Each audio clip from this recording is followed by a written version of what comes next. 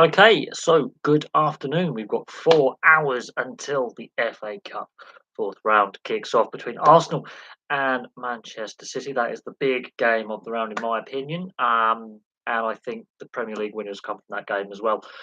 A lot is happening. Everton look very, very close to confirming Sean Dyche as their new manager, although it is yet to be confirmed. Um, According to sources, Bielsa wasn't keen with the squad he had to implement the changes he wished to make. And if you have Bielsa, it's a longer term project, and this is a needs must um, stay in the league kind of situation. Uh, Also, I want to say a big thank you to all the moderators on the channel. It's much appreciated the work that you do in the chat and in the comment sections. So big thank you to all my moderators. Big shout out, obviously, to all the new subscribers in recent weeks that we've seen.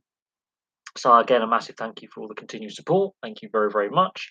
It is much appreciated. And hopefully, the channel can continue to go from strength to strength as it has done in recent days and weeks.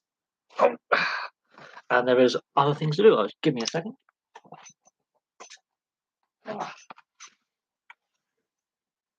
Oh, shit. Get it on. Distract. Ah, right. Oh, there we go. More comfortable.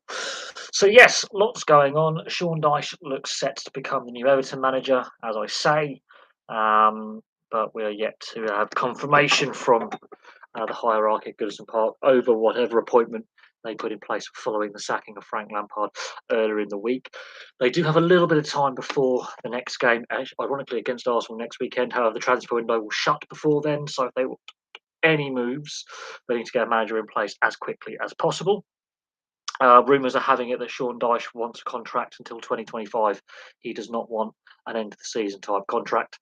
So there's obviously much going on there. Forest Green Rovers yesterday appointed Duncan Ferguson, former Everton assistant until the end of last season, as their new manager. They're bottom of League One. And Lamucci, as I just did a video, is just been appointed Cardiff's fourth manager of the season in the Championship. They're in 21st place, just above the relegation zone. So there's been a lot of managerial comings and goings. Kylo Torre's been sacked by Wigan, so Wigan are without a manager. So there's some managerial changes occurring as we speak. The RFU have come out and said they apologise for the handling of the new tackle laws they're aiming to bring into the game below the championship level from next season, and their handling of that, they faced a barrage of criticism from players, coaches, fans, and the media alike. And there are fears of a mass exodus of players and coaches from the game. Obviously, tackle height and head contact is a big issue in rugby union.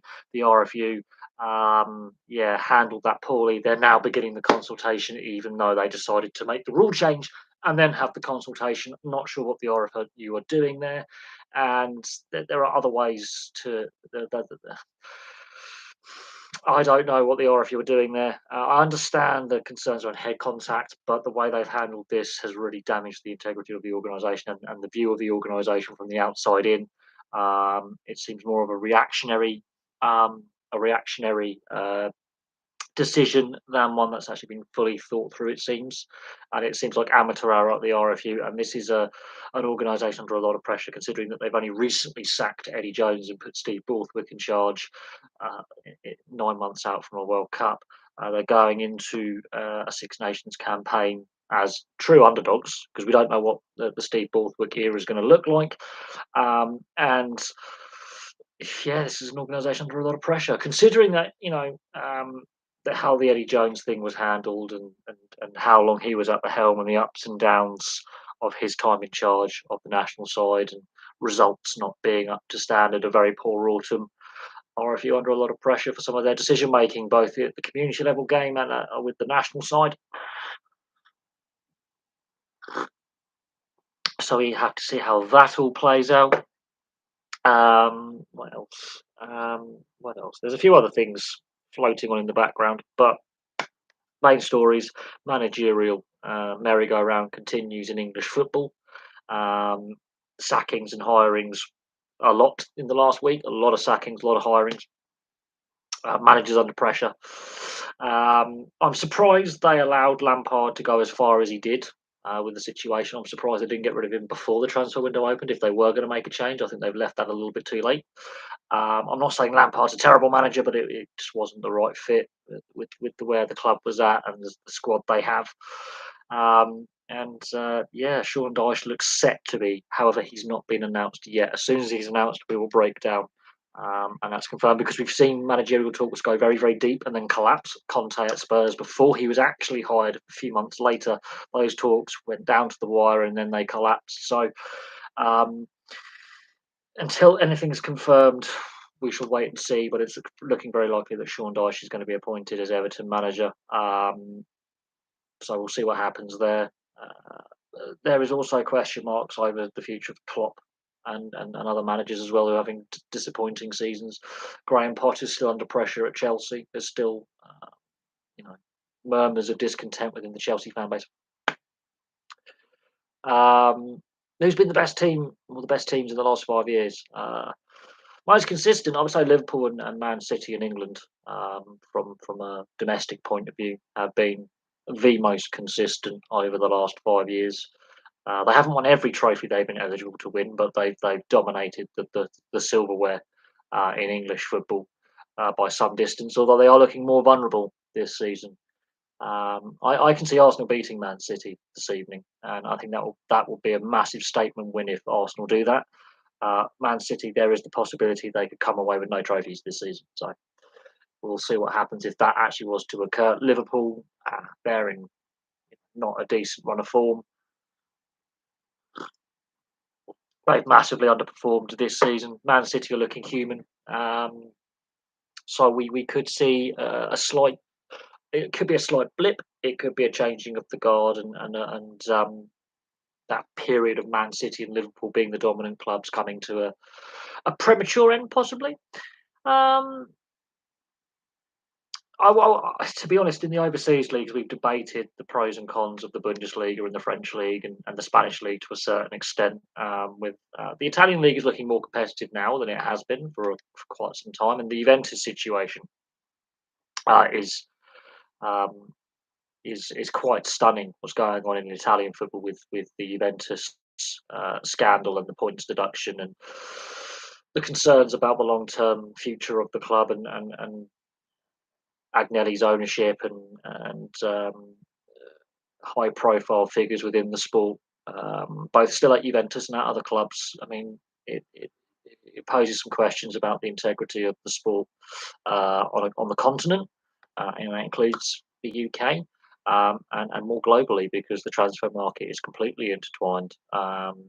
So, and it is a transfer scandal to do with creative accounting. And quite frankly, in my opinion, I think, yeah, Juve and their ongoing issues are good and bad for Italian football. It's good that Italian football is looking a bit more competitive. It's bad for Italian football because it is yet another corruption scandal, another financial scandal and rule breaking scandal. It doesn't matter how you look at it. It's not just Juventus; they're the main culprits. They're the fulcrum of it all. But it's another scandal that has implicated Italian football, and it damages the integrity of Italian football. It damages the brand, and it weakens that brand on a global scale when you want to sell TV rights to, let's say, North America, for example, or Asia. When you have a brand that has taken so much damage over the last 20 years, it's very hard to market that brand to a new audience and grow the fan base and sell the brand. So,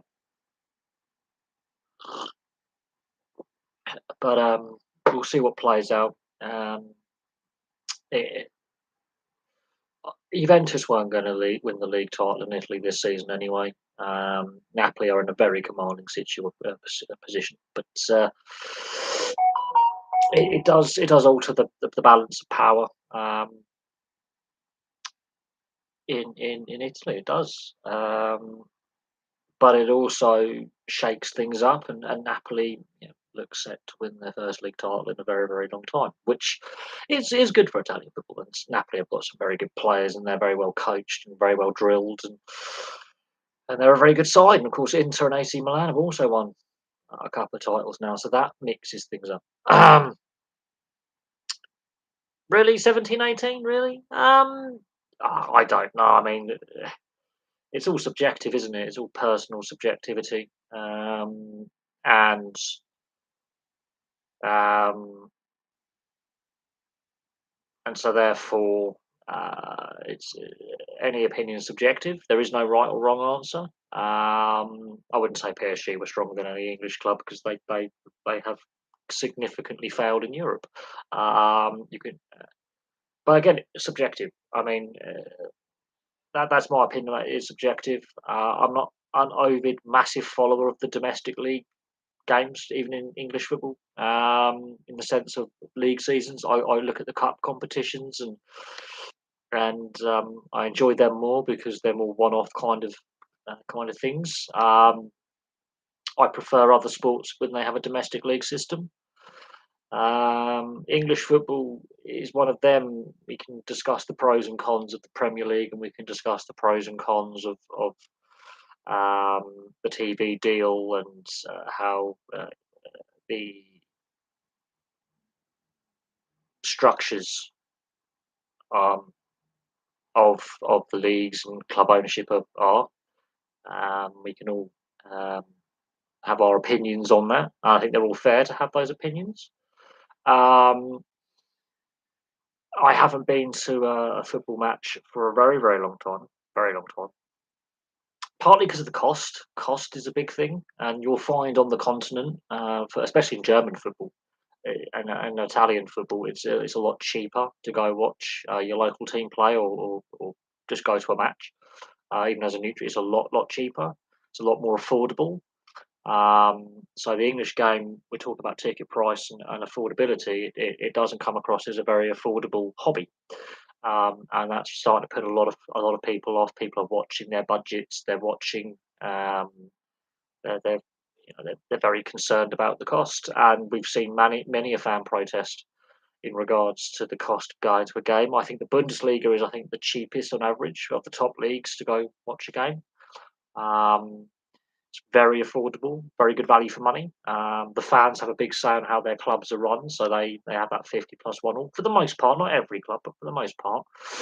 And that shows in their ticket prices. The atmospheres are always fantastic at games. The stadiums rarely have empty seats; they regularly sell out games. There's not many empty seats at Bundesliga games. The atmospheres are always very, very good. Doesn't matter what position in the league your team is at, which is very, very different to what we see in English football. We see a lot of empty seats at stadiums at times, and a lot of empty seats and a lot of fans staying away for a variety of reasons.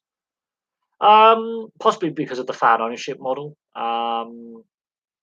What we do know is initially both Bayern and Borussia Dortmund were approached by the European Super League entity, and they both, alongside PSG, those three clubs were approached, and they straight up turned down the prospect of joining in the European Super League idea.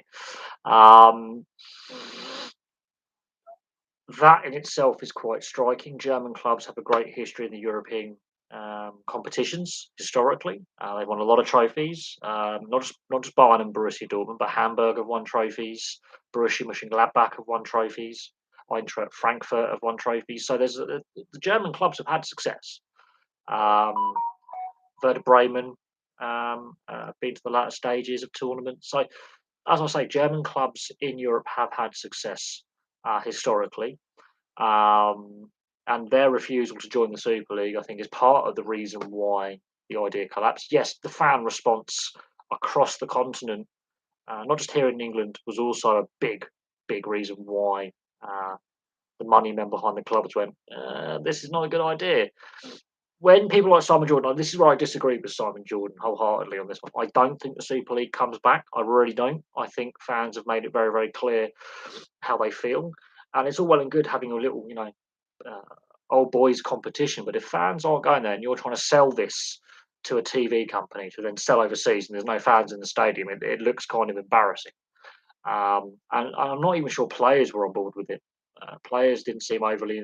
The players seemed quite quiet, to be fair, but they didn't seem overly enthusiastic in support. I think their silence was quite damning. And then when you got people like Petr Cech coming out and talking to the fans saying that we're working on a solution, they completely misread the room. Now, obviously, Chelsea's ownership has changed since the Super League debacle. New owners, um, and they're not in the same league position that they were when the Super League was thought of. They are struggling this season. They're having a very down season, and they're not in the same position power-wise in the league. Liverpool aren't having a good season either. Manchester United are potentially up for sale. Liverpool are looking for new investments. So the situation and the climate has changed. In the sense of the Super League clubs, only three of them are holding on to this ridiculous idea, which is Juventus, who've basically been found guilty of creative accounting, Real Madrid and Barcelona, who are both technically, if they were any other club, would be bankrupt, but they elect club presidents. So the club presidents, past and present, have a big part to play in their financial woes, and Florentine Perez is still in charge of Real Madrid. How is he still club president? Is beyond me. They're obsessed with this Super League idea. Juventus, just days before they're stripped of points, and Allegri and others are given footballing bans. They're saying we're behind. This is a club that's been thrown out of their domestic league for corruption before. So I don't agree with how the UEFA Champions League format um, has been formatted. I think that's basically Super League light, or with some tweaks, with the UEFA's stamp of approval.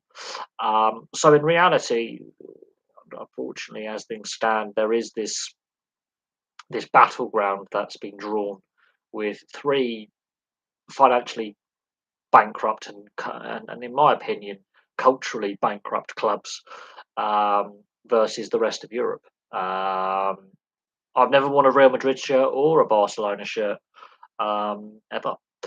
Um, Never happened. I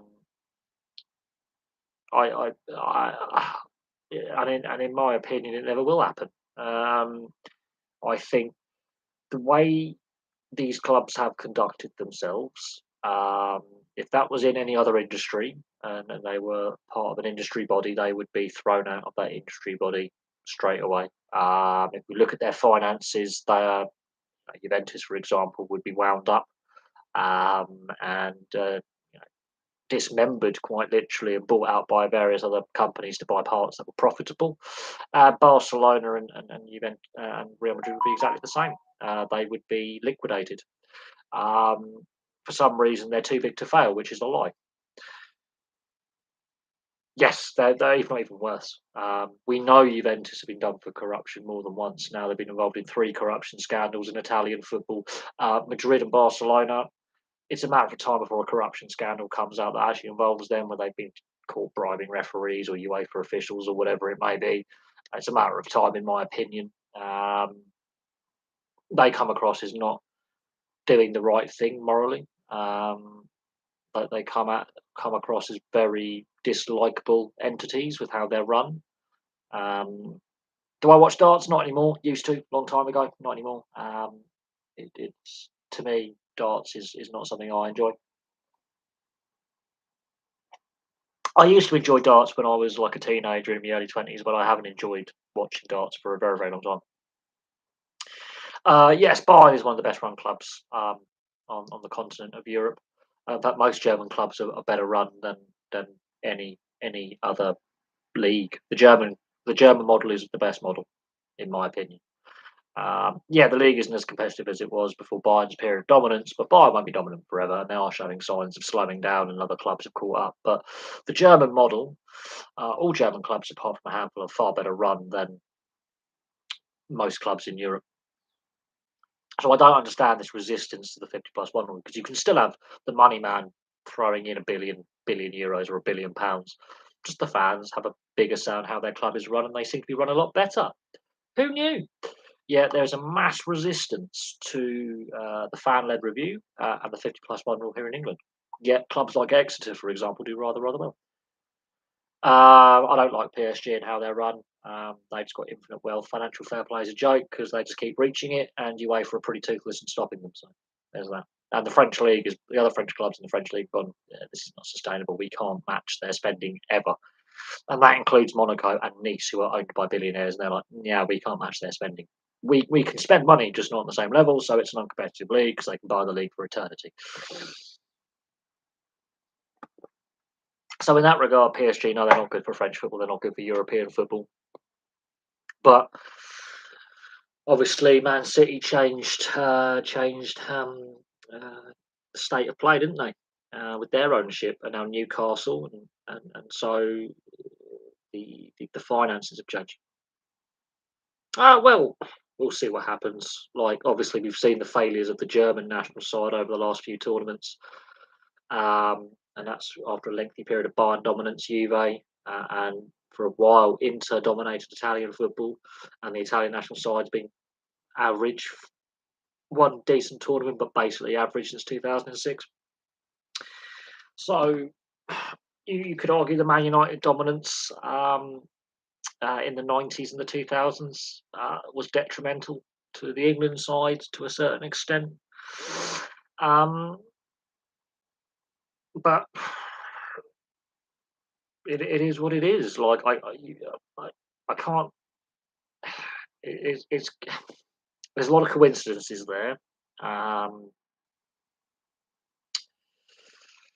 Spain obviously won the 2 Euros and the one World Cup, but in reality they had a little purple patch for 4 or 5 years, and they were flawed before and they're flawed after. It's the internal divisions of Spanish football which keep rearing their ugly head regularly. Um, and Spain, look at this World Cup. God, I mean, apart from that game against Costa Rica, where Costa Rica were just bad, basically, and Spain didn't really have to play that well, although they did score some fantastic goals in that game. Um, they were toothless up front, and it was kind of obvious how to shut them down, and it was very easy to shut them down. And they had the one good game at the Euros the year before, but they beat Slovakia handsomely. Other than that, they were absolutely dreadful. They managed to get to the latter stages, God knows how. They didn't play very well. It's very easy to shut down Spain, and Enrique lost his job as a result. Um, they have some very good technical players, but the way they play, the game has evolved yet further. Um, and the game will constantly evolve. There is no perfect system. There's no perfect style of play, obviously. Uh, but if you are an international coach, you can't bring in a club system to international football. You have to look at the strengths and weaknesses of the players that are eligible for selection, the players that make your squad.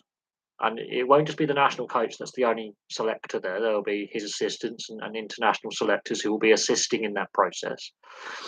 And you have to come up with a style of football that suits the skill sets and the abilities of the players you've got. You can't just bring a club system because not everyone plays that club system. It can be alien to a lot of players.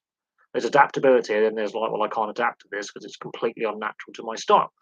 The Southgate situation, very interesting with Southgate. Obviously, his press conference where he gives an interview, shall I say, his interview, where he discusses he was considering quitting because he couldn't deal with the criticism.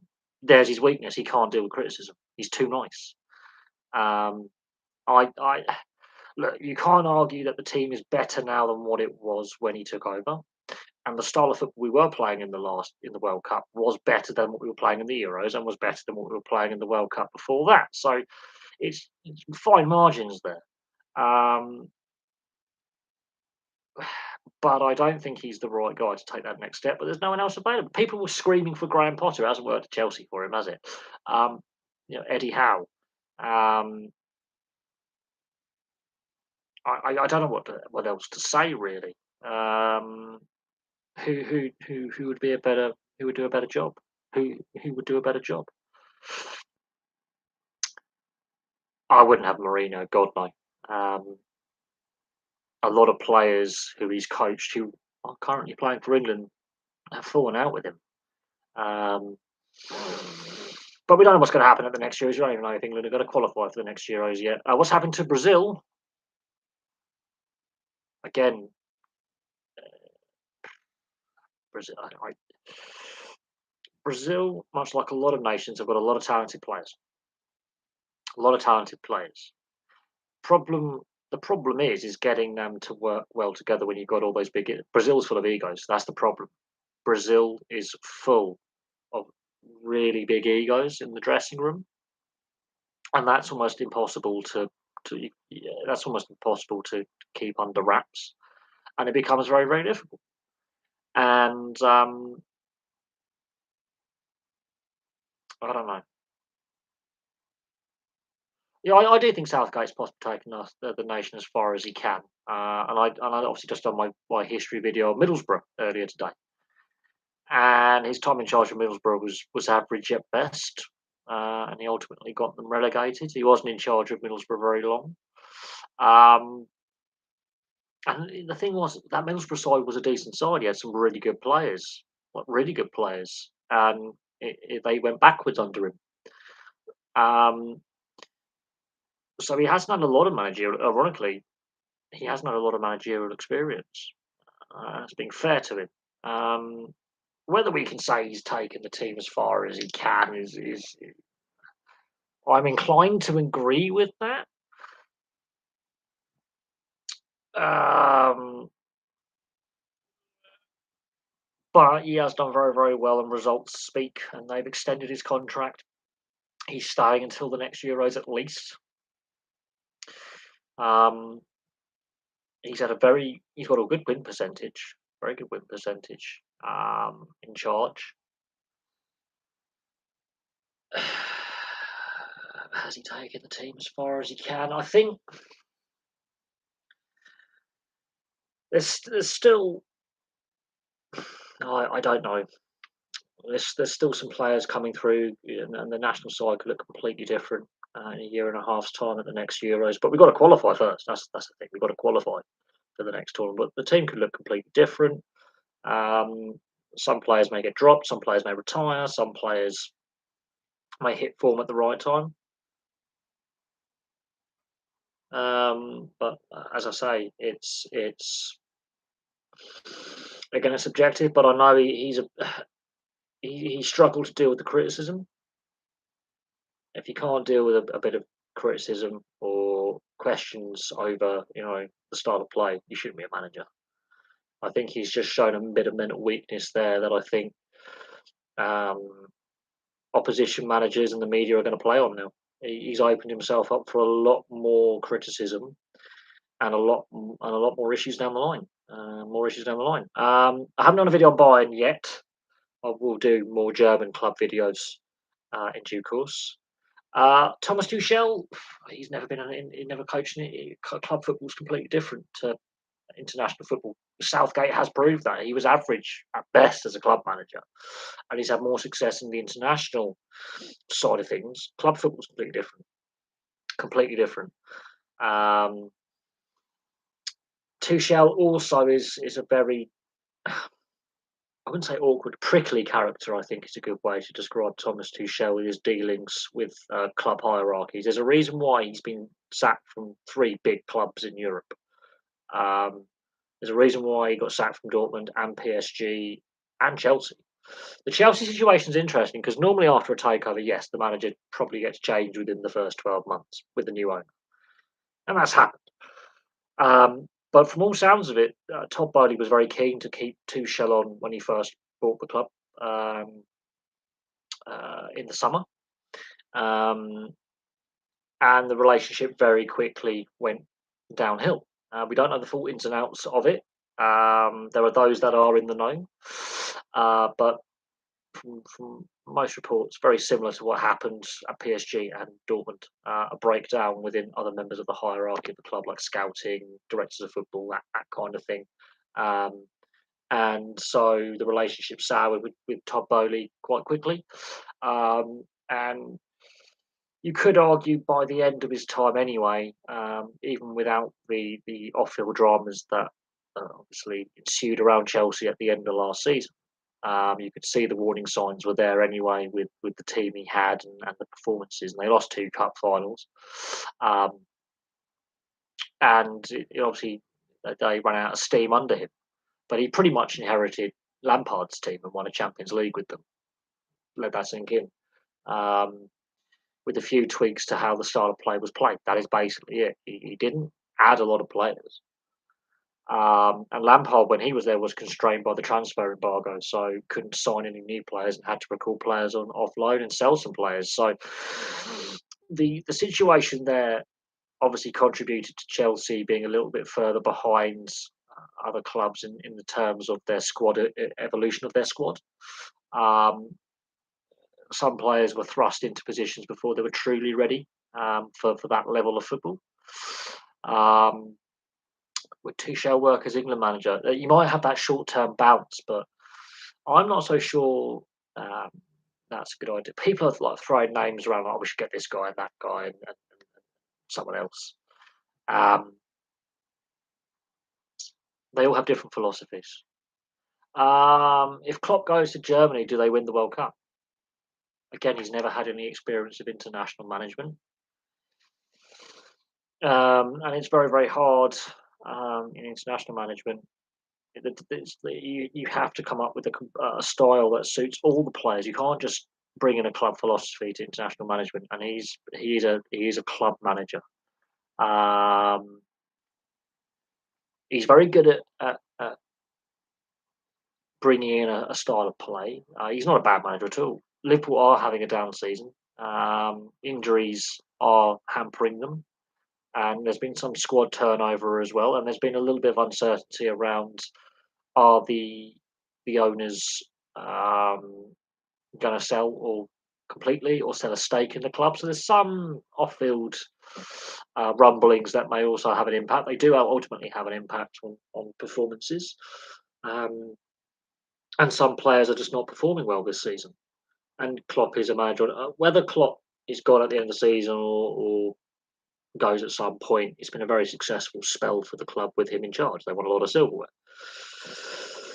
But then who do Liverpool get in to replace him to stay competitive? Because he has got a very good philosophy that I think suits the players that are there. Just they're a club in transit, having a bit of a down season with some trousers, having to refresh themselves. Do I prefer club or international football? I prefer cup competitions, like international football and things like the FA Cup. Cup competitions are more fun because you'll see teams play against each other that don't regularly play against each other. We're going to see a lot of that this weekend, the fourth round. International football as well is international tournament football is quite fun. Qualifiers, tournament football is more fun because there's a bit more unpredictability there. And you haven't got a very short space of time together with these players together to get some momentum and go on and win. Obviously, when Argentina lost that first opening game of the tournament, people are, this could be one of them. Yeah, qualification campaigns. England have been pretty decent. There's only a handful of times they haven't qualified for a tournament. But hey, they've still got to qualify. They've still got to go through the qualification process. They've still got to qualify. And if they do struggle in this qualification tournament, then I think Southgate probably is out of a job. And then who do you get to?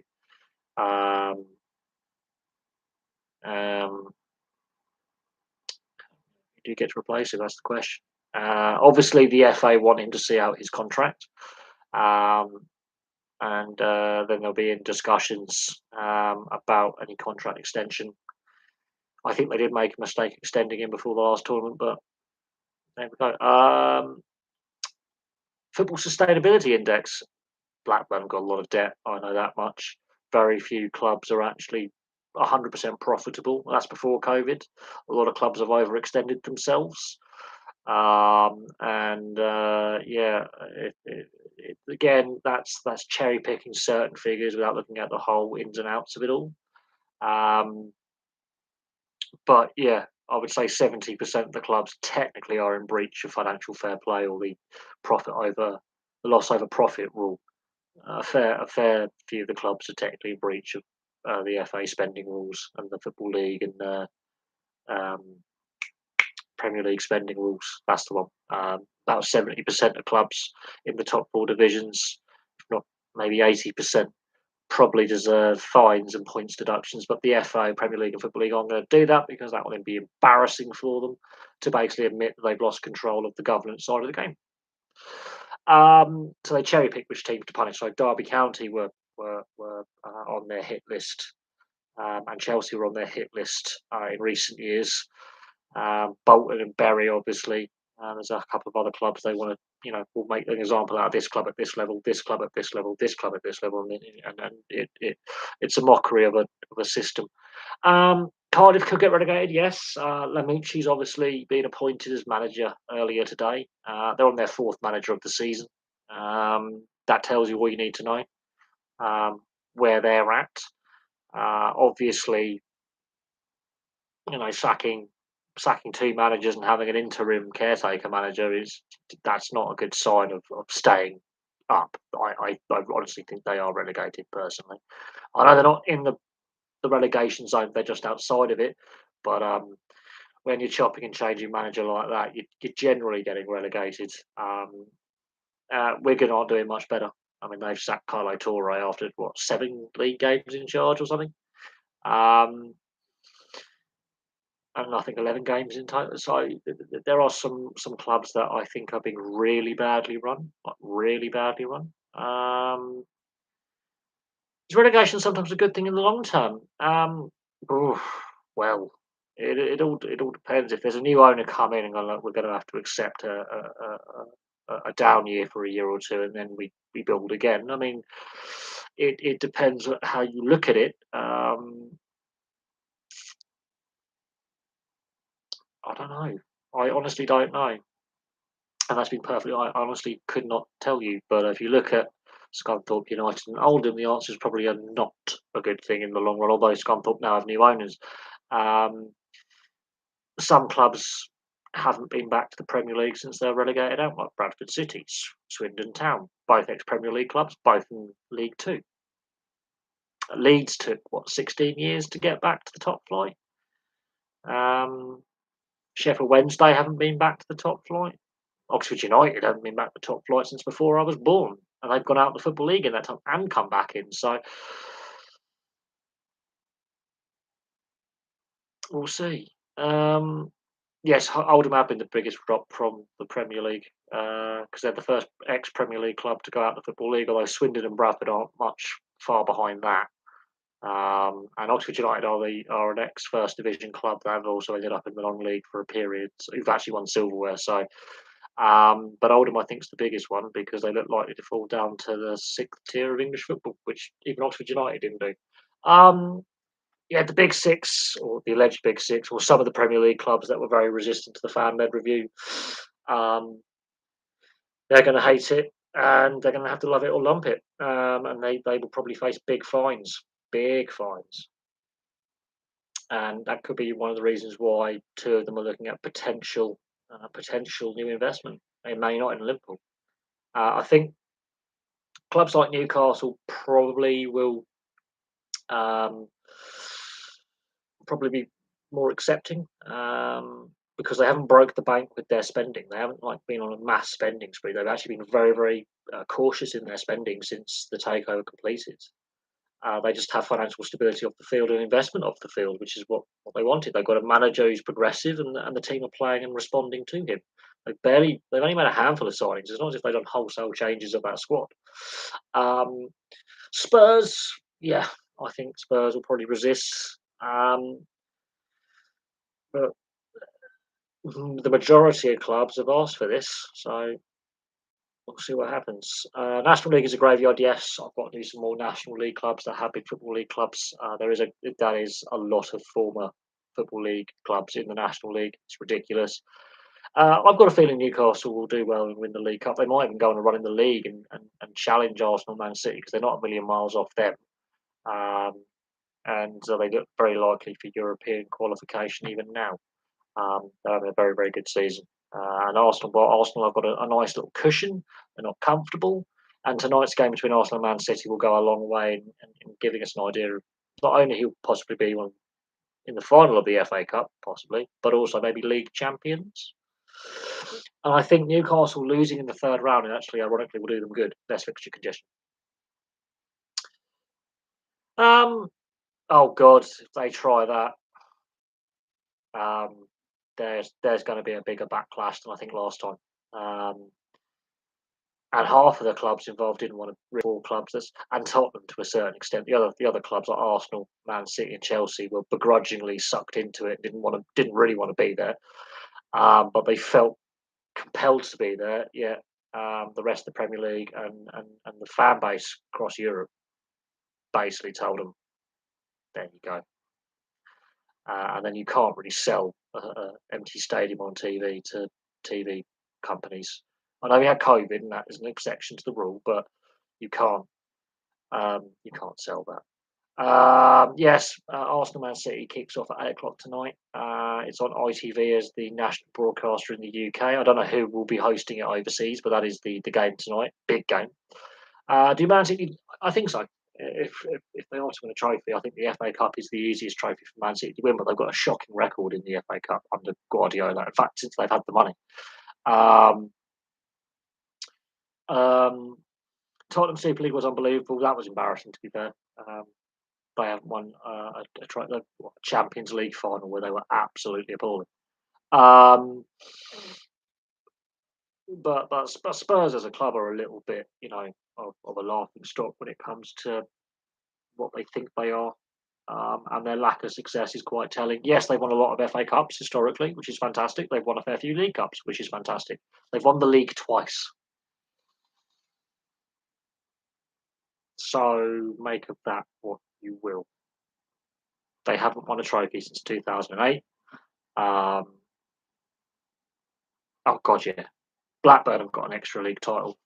There we go. Burnley have got the same amount of league titles. So Huddersfield have more league titles than Spurs. Let that sink in. Just let that sink in. Huddersfield have more league titles than Spurs. Uh, but I can't see Spurs winning any silverware anytime soon. I can't. I mean, Conte allegedly is leaving the club at the end of the season. We don't know. Um, Rumor has it that the club and Conte have agreed on no contract extension, and he looks set to leave at the end of the season, which means they've got to look for yet another manager. Their window has shut on them completely. They had a championship window, they had a trophy window, and it's gone. It is gone. Their trophy window has passed them, and they've either really got to look at how the playing squad is structured because they've got some decent players. There's no doubt that they've got some good players. They've got to look at the structure of their squad, and they've got to look at their recruitment. They've got to look at their youth policy, and they've got to take either the FA Cup or League Cup more seriously, and not sack their manager on the eve of a League Cup or FA Cup final like they did with Mourinho, because that was ridiculous. That was a ridiculous decision. Um, that was a ridiculous decision to sack Mourinho on the eve of the League Cup final. A couple of, that was self harm. That was self harm, quite frankly. The Leicester one, I mean, they got on a momentous run, and they got their club culture right. They got their recruitment right, and they fully deserved that league title because they had some wobbles, but they overcame them. Um, and Spurs choked it. Spurs were in an also equally commanding position, challenged them, and they just bottled. And that's where that psychological side of things comes in because they just they were joint top. They were trading places, win for win. They beat them in the FA Cup that season, and they bottled it. And that was the moment I think the psychological side of things has got to certain players in that Tottenham squad because the FA Cup semi-final a couple of seasons later against Man United, they were in a winning position, bottled it. Champions League final against Liverpool, that epic semi-final where they get to the final and they bottled it. Big games, their players go missing, and I can't see it changing. Tuchel getting sacked was so reactionary.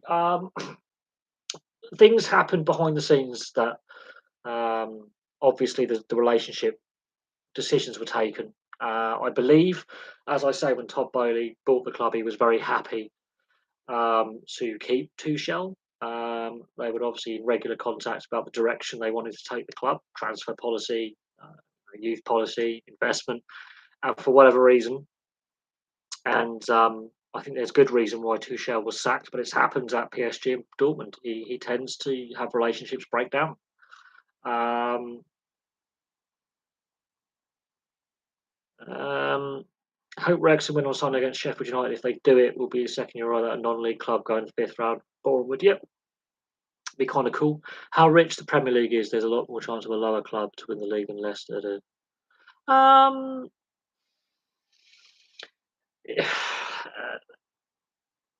there's an aspect where yes, a Leicester story can happen again. And I think like a Brighton, for example, could win some silverware this season. They're in a good run of form at the moment. They're playing quite well. Brentford could go on a cup run as well. They're playing quite well. Newcastle could win the League Cup. So yes, there is an opportunity. I think we are seeing a changing of the guard now. The league has suddenly become a lot more competitive. I think Leicester's helped with that. Um, and Spurs still can't win silverware. So that makes everyone feel warm and fuzzy inside. And it's going to start becoming an ongoing joke that Spurs can't win anything. Um, yeah, when you stop, well, I wouldn't say every Premier League game is entertaining. There's a lot of really bad games in the Premier League. That's why I find the cup games far more entertaining. They're more unpredictable. Um, I hope they do get promoted as well. If they do, they think they could do a lot of damage in League Two. If there was a bet on Newcastle to win the league in the next 5 years, I'll put money on it. I think you can. I think you can.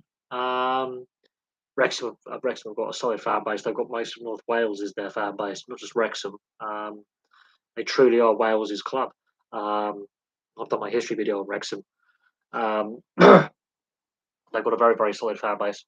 It's just a shame where the club are. Premier League needs to eradicate nil-nil draws. No. You can have very entertaining nil-nil draws, and I've been to a few of them. It's part of the game. Unless you want to have fucking penalties and extra time. Every time there's a draw, not going to happen. Leave the nil-nil there. Um, let's not Americanise everything about our sport, please. We look. MK Dons is the example of how we don't like Americanisation of the European sports. Let's please not Americanise it. No, just leave the system as it is. Don't fix what isn't broken. There have been some fantastic nil-nil draws and some very boring 1-0s. I've seen a fair few nil-nil draws that are end-to-end, and I no, it's not a cup game. It's a league game. It's not a cup game. Let's not Americanise things. That is that one, and I don't think players want either, or managers. No, the golden goal rule was crap because teams just went ultra defensive and refused to attack and just solely defended. That's why they dropped it. It was crap. I remember it was hope. No, it wasn't great at all. Teams went ultra defensive and attacking play stopped. That's why FIFA and UEFA scrapped it very, very quickly. Uh, no, MLS has nil-nil draws, and unless you get to the playoffs. Was it in MLS? I don't believe so. I think it was in knockout competitions. But they didn't last. It didn't last very long. Euro 2000 and I believe World Cup 98, Euro 2000. It was gone by World Cup 2002. The silver goal rule came in, and then that was dropped because again, it just became ultra defensive play, and they wanted to encourage goal scoring. So managers went right. We'll just park the bus, and then no one wanted to attack in case they lost the ball. So it didn't work. Stop fiddling with things that don't need fixing. Stop Americanizing sport. It used to be until ties was part of the NHL until I'm gonna say the early 90s. They kept the ties about I'm gonna say about 92, 93. Um, it was possible to and technically you can in regulation. I've seen it happen a couple of times in regulation. Then you go to overtime, then you go to a shootout. So I have seen it happen. They got rid of the tie as a form of play. I'm going to say the early 90s, and they brought in the shootout and they brought in overtime. and I don't think fans are overly happy with that. To be brutally honest. They would rather that overtime was only in the playoffs. Um, is 30 minutes enough time for extra time? Well, players are out on their feet at this point. You've got to remember the game. You're running a marathon. Then you've got to be physical, and there is no. It's a less stop-start game than rugby union. So yeah, 30 minutes is more than enough. USA soccer football was bigger in the USA than Australia. Australia rugby league and AFL are bigger sport, massive sports. Soccer isn't big in Australia, not on the same level. The US is far bigger. There's more money in it, bigger TV deals. Australia, it's rugby league and Aussie rules really dominate by a massive margin. That's why rugby union's starting to struggle. Um, so yeah, no, it's bigger in the US. It's as a participation sport, as percentage of sports participated in, it's bigger in the US. I wouldn't say the A League's poor. It's just doesn't get the recognition because it's in Australia, because it's in a non-traditional location. European fans, snobby European fans, don't take it seriously. Um, no, our football in America is the fourth most popular participation sport. It's catching up baseball. It's overtaken ice hockey. Only basketball and American football are safe from it, but it's about to overtake baseball. It's already overtaken ice hockey in recent years, which makes it in one of the top four sports played at grassroots level all the way through to professional level. No, it doesn't fail to appeal to a wider audience. It's a very expensive sport to play, and you've got to look at the whole wider US. Um, there's a lot of desert states in the US where it's very costly to run an ice rink. Very costly with all the air conditioning and the cooling. It costs a lot of money. Um, a lot of money. Yes, the incident with fans and the altercation. This has happened at multiple leagues. The reason why it made a lot bigger news here is because obviously it's fan violence in Australia. Okay, we've seen certain incidents at the rugby league and the cricket where they've lobbed and the AFL they've lobbed beer cans at players and there's been the odd heckler or something. But fan violence like that is very rare in Australia. Very rare. Here in Europe, it happens all the time. There's always some kind of disturbance at a football match or before and after the hooligan element. In Australia, that is really a rare incident, and that's probably why it's gained a lot more attention. Plus, there is that nationalistic Croatian Serbian Balkan element to it. Melbourne has a very big Balkan community from the former Yugoslavia, and each Balkan nation has chosen a football club, A League club, and then Australian, domestic, the next tier down club, community club to support and play. So you've got Croatians, Serbs, Bosnians, Slovenians, Macedonians, Albanians, all that. Um, and there is a nationalistic and racist element and political element to that, and it's quite nasty. And it's very very rare, quite honestly, very rare. It happens, but it's very rare. Could we expect to see the USA challenge for World Cup? Since I'm assuming we're talking about FIFA World Cups. The player base is growing all the time. The money in the sport is there. The sport is very profitable in the US now. The MLS is making a lot of money. The TV deal for the overseas leagues is worth a lot of money. It's possible. It is, and we don't know what's going to happen in the World Cup. 2026. They could, go on a run and do what Greece did in the Euro 2004, for example. They could do what Japan and Korea did in 2002 and just go on a run and get to the latter knockout stages. So anything is possible. Yes. Yes, the Northeast and Minnesota and the Pacific Northwest hockey's got a big market. That is very true. So the New England area, the colonial 13 colonies, so the eastern seaboard, yes, that is true. It's more the desert states the southern states and the Midwest, south of the state of Missouri, basically, is where they're trying to grow the game in newer markets. And views are mixed on that. There will never be pitch invasions in the MLS. They're way too soy. It's just A cultural thing. Sports fans in North America tend to riot after games. So Vancouver, Montreal, Denver, they tend to riot after Stanley Cup defeats or Stanley Cup victories, and they tend to destroy Denver and Vancouver and Montreal, um, and or after a player is traded. Sports riots and sports disorder is a lot rarer in the US, partly because all the police have guns, and in some states everyone's got a firearm. Um, and So yes, you'd be pretty stupid to start a riot in North America because the police are more likely to shoot you, or the locals are more likely to shoot you. Um, but no, sports violence in that sense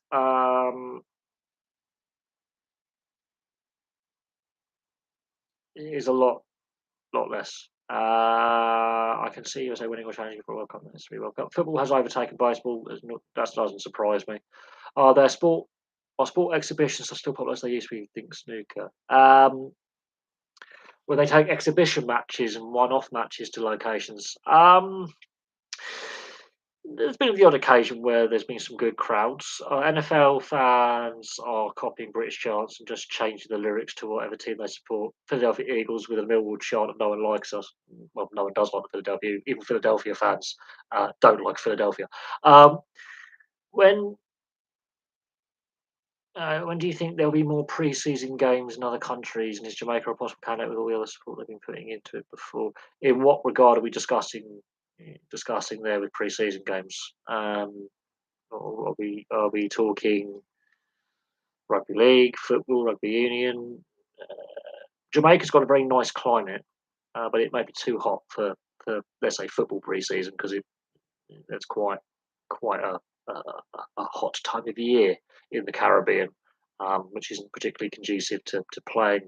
A sport like football outdoors. Players will need water breaks. See that CONMEBOL and CONCACAF announced a strategic collaboration agreement, which sees the top six Nations League.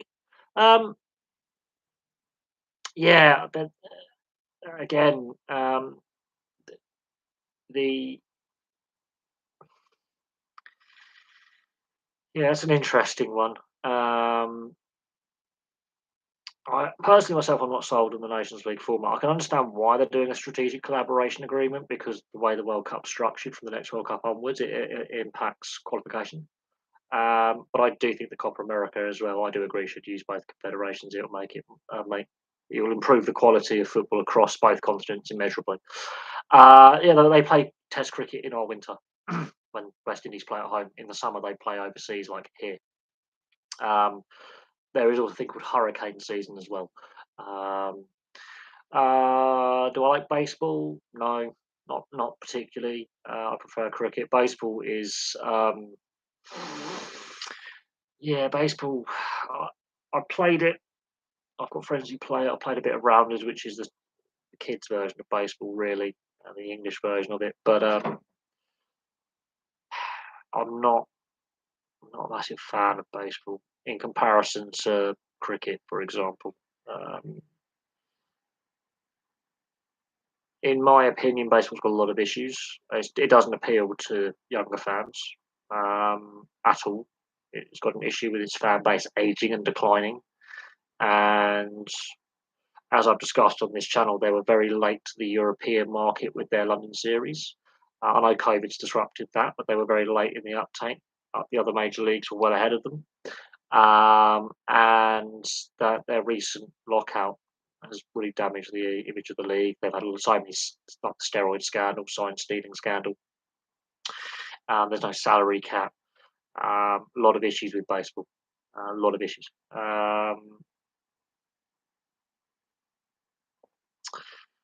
Yeah, obviously the USA, Mexico, and Canada obviously hosting the next co-hosting the next World Cup.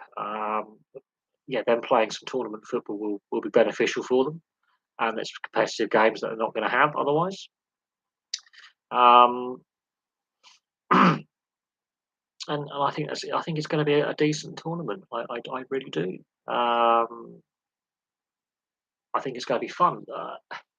But again, we've got so long until that next tournament. A lot can happen between now and 3.5 years' time. It's 3.5 years to go, so a lot can happen between now and then. We could see a lot of players retire, new players burst onto the scene, managerial changes, um, you know, players internationally retire, players obviously get injured. So we will have to see what happens in the next 3.5 years, but it's going to be interesting. We just know there's obviously three co-hosts, expanded tournament. I'm not overly keen on how they've structured the group stages of the next World Cup. I don't think a lot of people are. I think there's a lot of flaws with that system. Um, but hey, uh, we'll have to see how they figure things out. Obviously, we've got to get Copa Americas and Euros out the way and get that kind of qualifying and then those tournaments played before we can even think about World Cup qualifying and where teams are at and who's in what group and all this. It's 3.5 years away. Yeah, football is massive in Mexico. The Mexican league is a high quality league. Hey, look, they've had some great players come out of Mexico. Um, two iconic World Cups. Um, but yeah, the national side has failed to perform at World Cups apart from when they posted. They never got past the quarter final stage and they had a poor World Cup this time around. Um, I wouldn't say they're way behind other Latin countries necessarily. It's just at the World Cup level they've fallen short. And there's a lot of pressure in the domestic media and from the fan base about why they keep falling short. Yes, they've got a big population, but there's a lot of other social and political issues in Mexico that also hinder the sport, including corruption and violence. So there is that. Um, uh, Amazing how Canada have moved up. Canada have been improving for a long time. This isn't just an overnight thing. Obviously, they qualified for the World Cup. I think they slightly underperformed considering how they were playing going into the tournament. A bit disappointed with them, but they're building for 2026. Um, I would say Asia actually, apart from a couple of nations in Asia. Asia underperforms. What stadium do I think? Uh, I would like to see the Azteca personally for a third time. But there's a couple of other good stadiums as well in the US. I think the final will be hosted in the US, but again, that's all got to be confirmed in the fullness of time. But I would like to see the Azteca or Guadalajara or one of the Mexican stadiums because that would just be iconic. But at the same time, there's some good stadiums across the US and Mexico as well. So we'll see.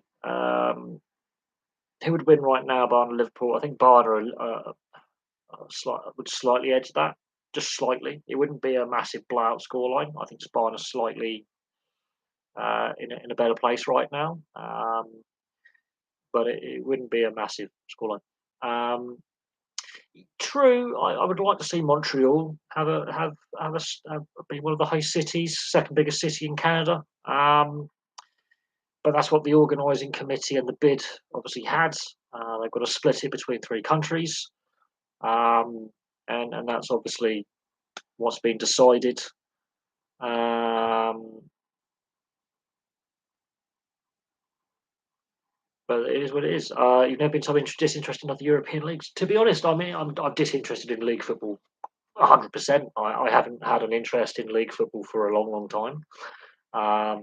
I'm less interested in the European club football, like the Champions League and Europa League, and that's partly to do with the TV rights and the lack of accessibility to the product. Which is why I enjoy international football and the domestic cups like the FA Cup. Um, so yeah, and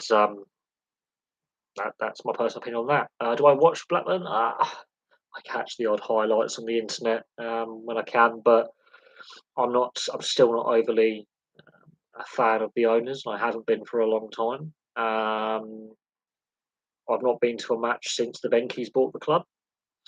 It's also very hard supporting a club that's at the other end of the country because of cost of transport and then cost of tickets and then the amount of time it takes to get to and from home games. There's very few away games that I can do geographically. Reading, I've already missed that one, and Bristol City is the other away day that's realistic to do. Um, so that becomes a bit of Millwall's another away day I could do, although I choose not to. So I'm limited on yeah, it's time, travel, and money. I'm not on a big salary. I only get the 2 days at the weekend. I've now used all my annual leave, so I don't have any more time off until April. Um, and so that's where it is. And so it does it does add up. That's not including food and drink, and then merchandise. I haven't paid full price for a jersey in a long time, but I have my methods of getting them cheap. But it's all adds up, and it's something that I just cannot afford at this time. If the channel was to become like a good money earner, and I could obviously work for myself, that completely changes the situation. But right now, I'm very disinterested in a lot of football. FA Cup I still like because it's on free to air coverage, so that's fantastic. And international tournaments. Other than that, the, I've completely got no interest in domestic leagues at all anymore. Sad but true. And I think the TV deals, much like BT Sport charging as much as they charge, there's a reason why people illegally stream, people are cancelling subscriptions, and their response to the pay per view debacle in the 2020-2021 season sums up the feeling with fans right now. They're very frustrated. They're very um, they feel like they've been exploited because for that £30 a month you can watch two Bundesliga games actually in the flesh for a ticket. Buy two tickets to a Bundesliga match. Only sport I pay for is football, but there's too many channels for it and only limited selected games. 70% of games are not shown on British TV. That is true. I don't bother pub. I don't drink, so the pub for me is even less interesting than going around a friend's house. Do less people watch sport now? I don't know on that one. I think the way people access um, their media content, be it sport or otherwise, has changed. I've said that before in regards to how we absorb our content. I mean, I've got my two sports subscriptions. I'm tempted to get a third, and it's still cheaper than what I would be paying on Sky and BT for the less content, basically. Um, I understand the frustration sport fans have, especially with the costs attached to Sky and BT subscriptions, Premier Sport to a certain extent. Um, so there is a debate about TV rights and making them more accessible, making sports more accessible. We've seen the damage done to cricket. We've seen the damage done to golf, um, and rugby league struggling. Rugby union's in a complete and utter shambles right now. So the debate about TV rights or media rights, because there are streaming services that have now also bought into the sports market, with like Amazon, for example, and then I don't know what it's like in the US and Canada, but I know streaming services have now also and apps and online has also bought into it. Um, we are starting to see a shift in viewing patterns and a demand for more affordable, accessible um, broadcast rights and more accessible for the customer. Um, Social media's got non-sport people in sport. I think the casual fan is more interested and invested than what they were 20 years ago. Could argue that, yes. Um, but recent Olympics have had really poor viewership figures and really poor feedback for coverage. Um, so the last couple of Olympics have got really poor reviews. Social media, it's good and bad. You could argue that the pros and cons of social media, and we really could. The social media I think is the best platform is YouTube. Ironically, there has been periods where YouTube has been heavily criticised, and I've been critical of the platform that I'm now using. and I actually use the platform to criticise the platform I'm now using. But no, Facebook and Twitter and Instagram and some of the other um, some of the other social media platforms I'm heavily critical of. I would say it's got casual fans more invested in sport and the athletes that participate, the clubs, the leagues, the administrators. There is more interest now in what happens um, to a certain extent. It's also got non-sport fans to become sport fans. So there is a pro to social media. Yes, absolutely. I think YouTube is one of the best tools for that. But I think there's still no, fast food eating is not a sport. It's a health crisis. Um, like man v food. No, I don't. There are food eating competitions. That's more county fair kind of rural agricultural fair, county fair kind of thing, which is when you go to Middle America to the Midwest, that's the kind of thing you get. But no, fast food eating that is not a sport. It's a health crisis. Best way to describe that. Um, but no, it is interesting how we're discussing how social media has had a positive impact on the sports fandom. It's had a negative impact as well upon sport. The amount of athletes have come out and said the amount of abuse they are receiving um, is on unprecedented levels, and that's another debate we've had over the last 5 to 10 years. Is the negative side of social media? Yes, Andrew Tate. Yes, yes. The less said about him, the better. Um, not a particularly not a particularly desirable and likable individual, and I hope he really suffers in Romania. I really do. Um, Not that I was a massive. I mean, I've done a little bit of kickboxing, but not that I was a massive fan of kickboxing anyway. But yeah, great in his chosen sporting field. Fantastic as a person, vile human being, absolutely vile. And yeah, it's called having loads of blows to the head, probably. No, he doesn't come across as a particularly nice individual, even if he wasn't a high-profile athlete in the past. Doesn't come across as particularly a nice person. Um, Now, look, he had at the moment he's being held, he's being investigated, so we have to be a little bit careful what we say in regards to any potential charges or any potential legal entanglements. Um, but the what he's accused of is very very serious stuff. And yeah, I think he's cooked his goose somehow. I think he's done. But people still idolise that kind of viewpoint, and that's an unfortunate thing with social media and sport. You can get a retired athlete who's very high profile in his chosen sport, and then he gets a very wide support base, even from fans of his who weren't fans of the sport he participated in, and that's a problem, especially when we're having the discussion about domestic violence, women's rights, a whole host of other social and political issues, and he comes across as not a particularly nice individual. But this is at a time when we've got some very polarizing individuals who've been given platforms and have gained a lot of followers. And it's very, very troubling.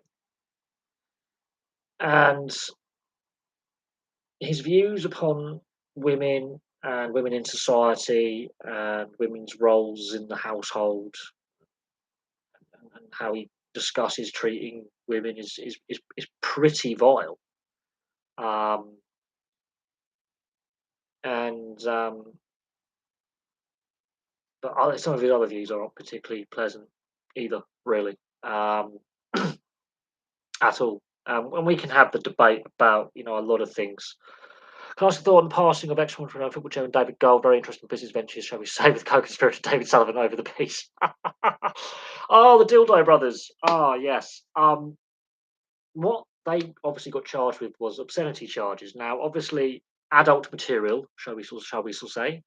Um, um, you know, the pornography laws in this country have changed. Laws over distribution of images have changed and all that kind of stuff. He basically was caught selling unlicensed pornography, basically.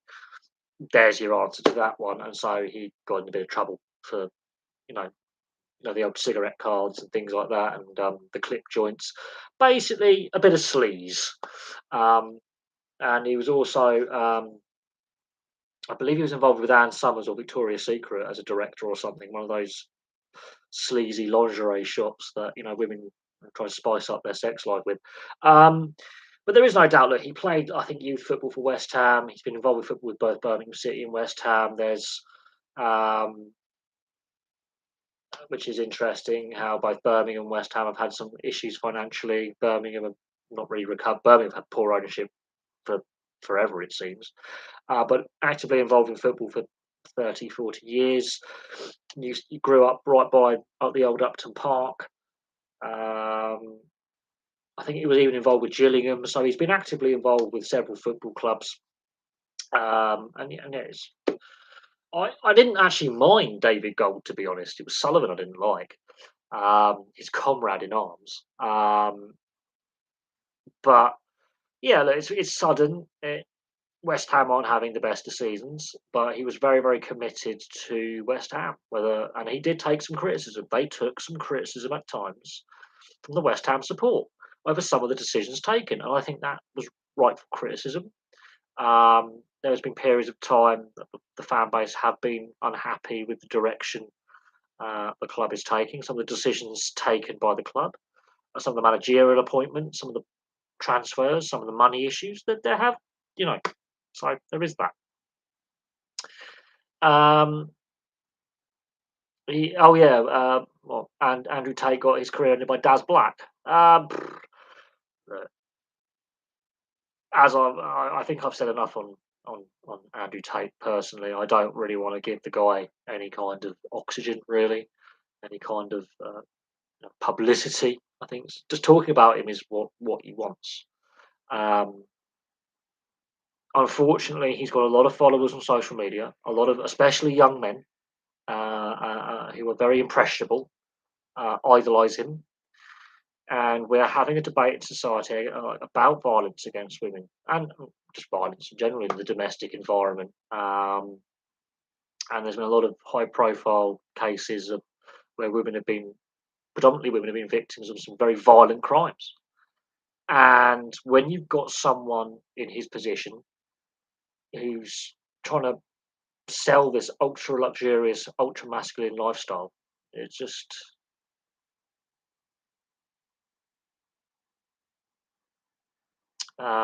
yeah. I like cooking Italian food and stir fry. Yeah, I don't mind giving it a go. I cook a pretty mean stir fry, and a pretty mean curry, and a pretty mean spag bowl. I wouldn't say I'm the best cook in the world, but I do give it I do try my hand in the kitchen. I wouldn't say I'm terrible. I wouldn't say I'm great. But I cook the things that I like to eat, and a lot of them are actually pretty simple to make. Stir fry is the best thing in the world if you are really struggling and you're not confident cooking. Stir fry.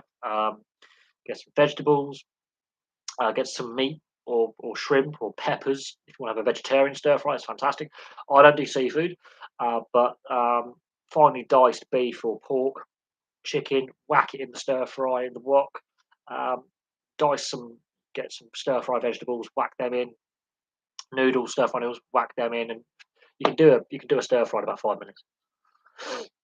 Beef is the best for a stir fry because chicken and pork, if you don't cook them right, you can be seriously ill. Beef, you can have raw basically if you want, but yeah, finely chopped diced beef, whack it in very thin, little cube. Just cut it into little cubes, really. Just get a steak, and just chop it into little cubes, and then just literally just dice it into little squares. Throw them in. They cook really quick.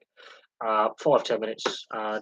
Bit of soy sauce, bit of vegetable oil or coconut oil, whatever, anything natural, any natural oils.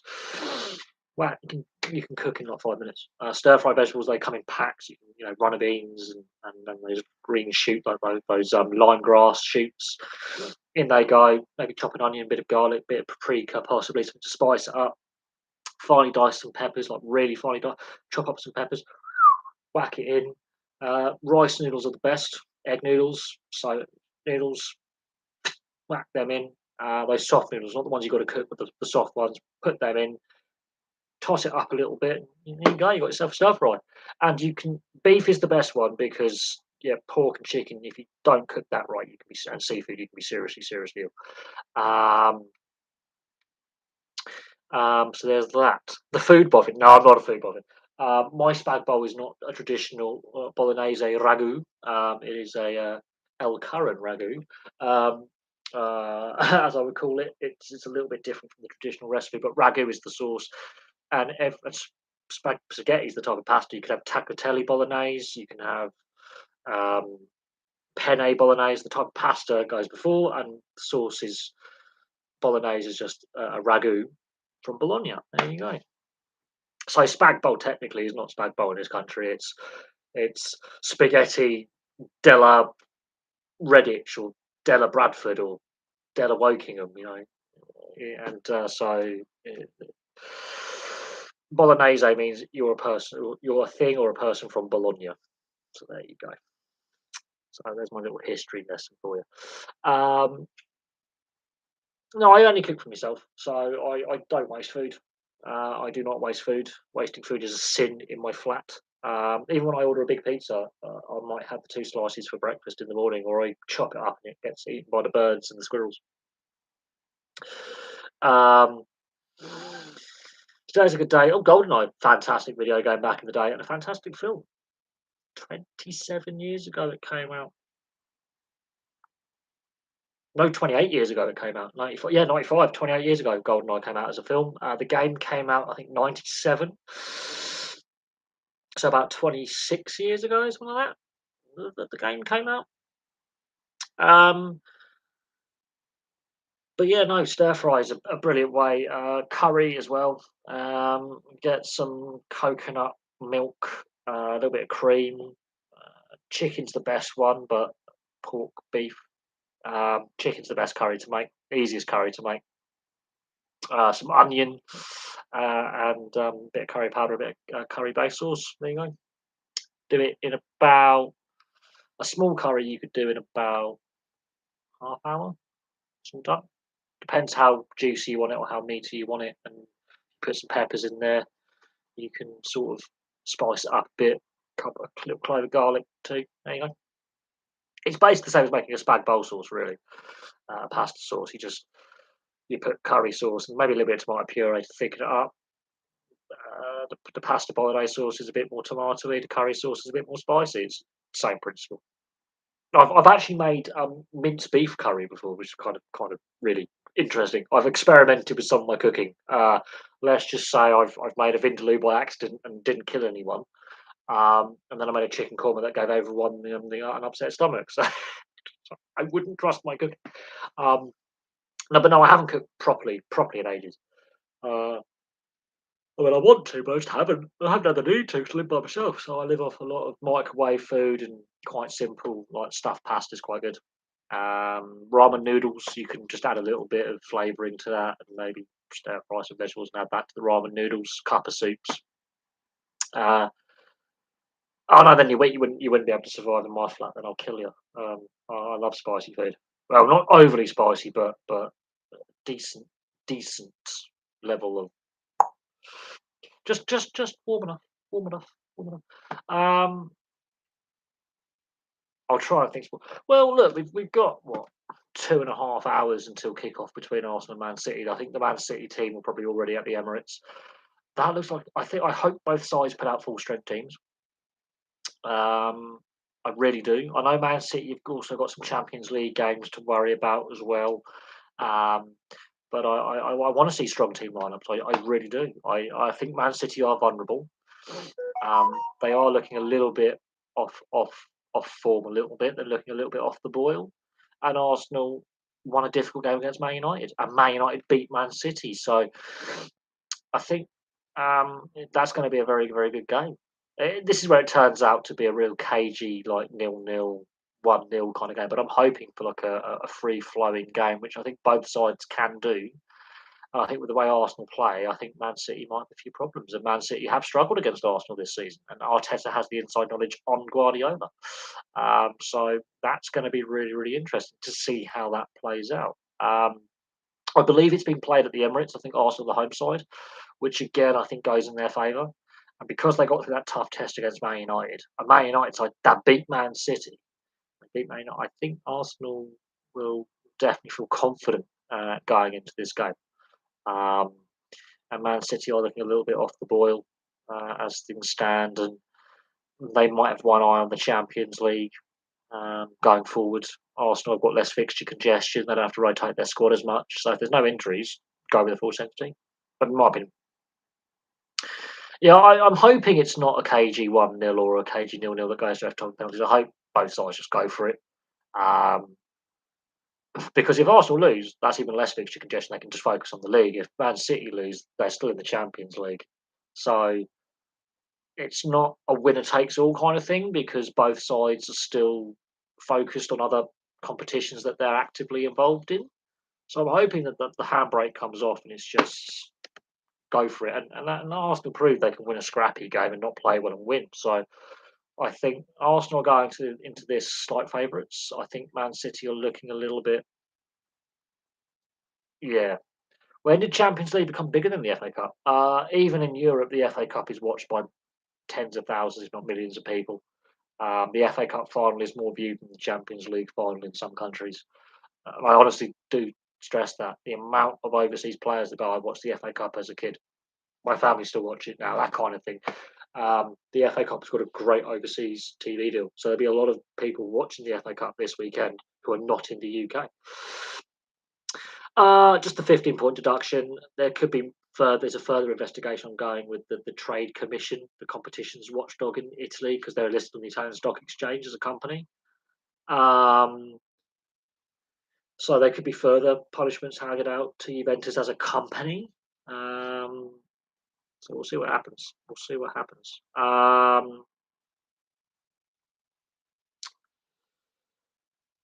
Must be social media. I think over exaggerates certain things. The FA Cup globally still has a massive appeal, um, and I believe it's very well followed in the US as well. Very well followed, and there'll be a lot of interest on Wrexham this weekend because of their ownership and because of the impact they've had in the US with the documentary Fly on the Wall series and stuff. And yes, small clubs do depend on it. Yes, even some Premier League clubs who are having a down season depend on it for success. Like Leicester came fifth and ultimately went on to win it. They'll be dependent on it this season to have another good run in the cup. Newcastle obviously have had a poor record, but they've already been knocked out. Leeds, that could be a catalyst for Leeds' season. Obviously, Southampton and Portsmouth in past years have had good runs in the cup, and it's been a catalyst. They've had some good history in it. So yeah, it's not just the big six. It's a big catalyst for some other clubs. I think the last trophy Everton won was the FA Cup in '95. So there you go. So yeah, it's a very important competition, and it's the oldest football competition there is. So yeah, I think it's got more importance than the Champions League. And you listen to the amount of overseas players and overseas managers who've basically said, "Yeah, no, we were watching this. We used to stay up and watch it. South Americans love it. North Americans love it. Other European, they go, no, this is a big thing." Even over in Australia, where it's like the time difference, they were like, no, we were allowed to wake up early and watch it, that kind of thing. So it does have that impact.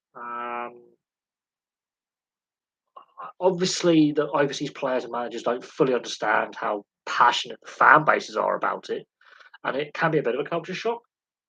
How seriously fans traditionally used to expect clubs to take the FA Cup, but they understand how important it is as a competition. It's just when they actually start playing it, they're like, oh, especially when the lower league club are kicking their legs out from under them, like, oh, this is intense. This is something. This is, oh, I wasn't prepared for this.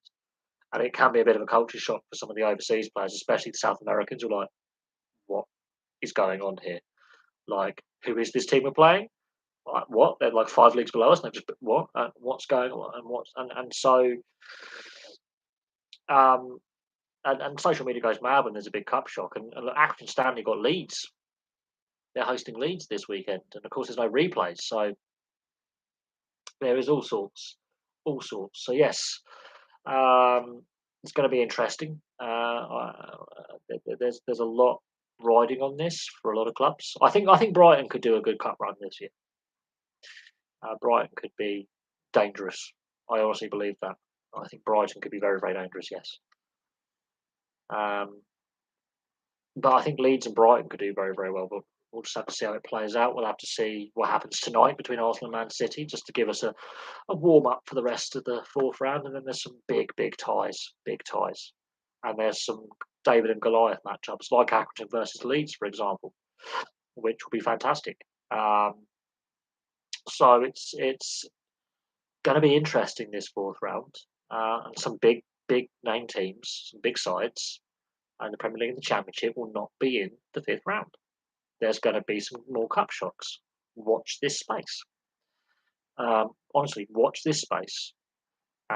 There's going to be a big name team or teams will not be in the hat for the next round. There's going to be some casualties, and the notebook will be out, and we will be going, "Oh, could this be a potential cup shock?" And was Darbells, yeah, that's a big one.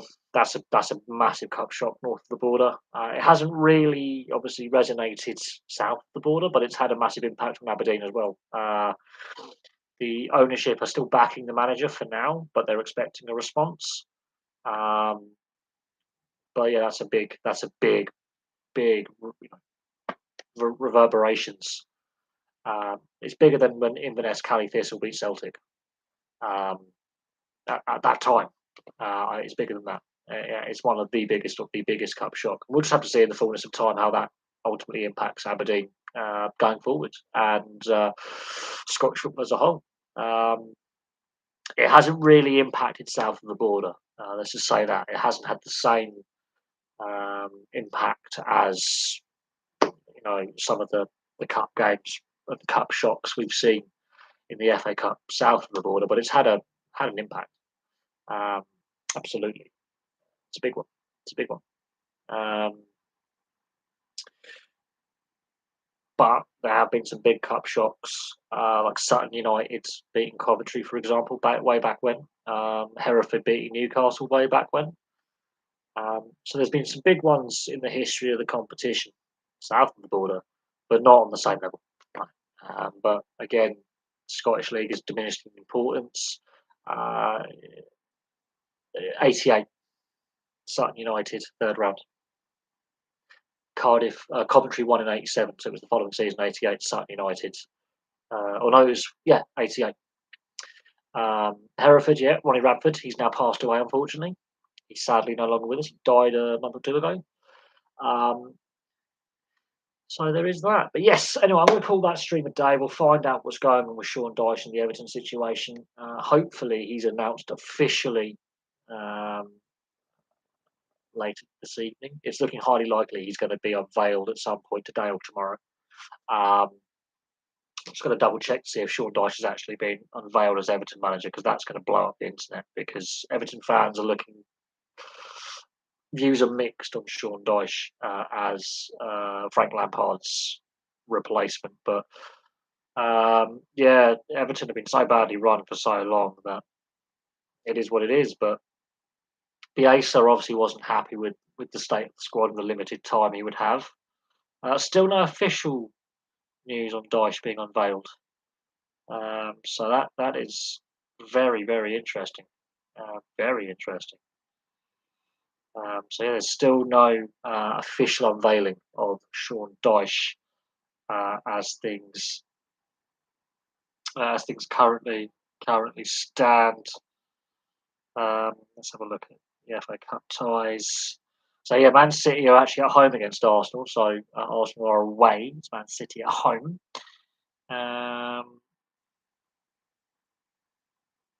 Let's have a look at the fixtures. So tomorrow, Man United are at home against Reading. Accrington are at home against Leeds. Walsall play Leicester. Blackburn, Birmingham. Bristol City, West Brom. Fulham play Sunderland, Ipswich Burnley, Luton Grimsby, Sheffield Wednesday Fleetwood, Southampton Blackpool, Preston Tottenham. That's all Saturday's FA Cup ties. Sunday it's Brighton Liverpool, Stoke Stevenage, and Wrexham Sheffield United, and then Monday it's Derby West Ham. So there's still some shocks on the cards, I think. If I'm being brutally honest. If I'm being absolutely brutally honest. So yeah. Anyway, thank you very much, obviously, for all the questions this evening. I do appreciate it, and we'll see how Man City and Arsenal do at 8 o'clock tonight. Thank you very much for watching. Please place your obviously, and I will catch you all very very soon. And of course, there's obviously the content we've uploaded today. So feel free if you haven't watched any of those videos to give them a view, and I'll have some more content for you soon. Oh.